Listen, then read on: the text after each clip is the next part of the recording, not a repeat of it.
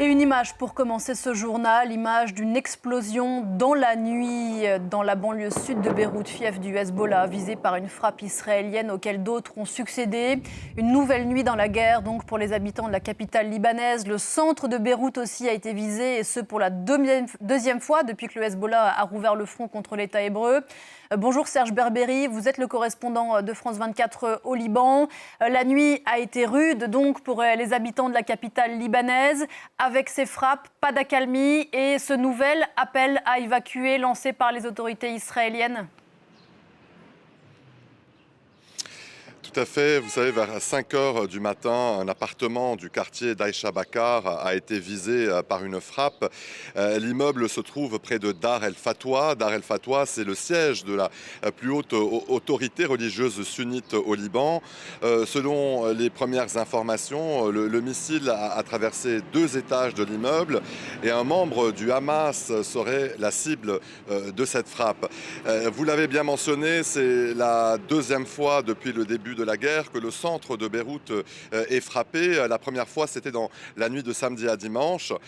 Et en parallèle, les frappes continuent sur la banlieue sud de Beyrouth. Plusieurs fortes explosions ont été entendues dans la nuit dans cette zone qui est considérée, je vous le rappelle, comme le principal bastion du Hezbollah dans la capitale. L'armée israélienne divisait des infrastructures du Hezbollah et des dépôts d'armes dans le secteur. Et la pression pourrait encore monter. L'armée israélienne a d'ailleurs émis ce matin un nouvel ordre d'évacuation pour 2 quartiers de la banlieue sud. Vous savez, ce type d'avertissement précède souvent de nouvelles frappes.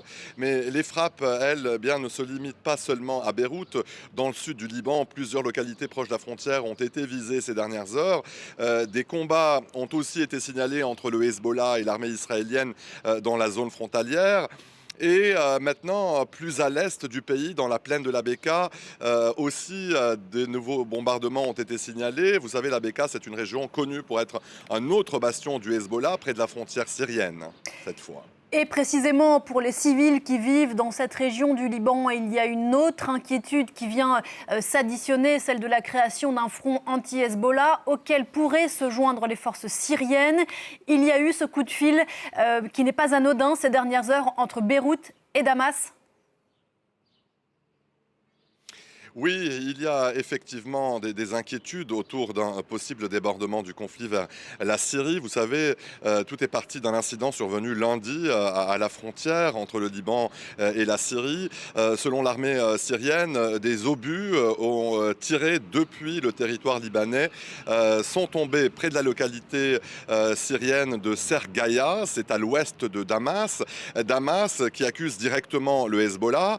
L'armée syrienne dit avoir immédiatement renforcé ses positions dans la zone et elle affirme aussi avoir observé des renforts du Hezbollah près de la frontière.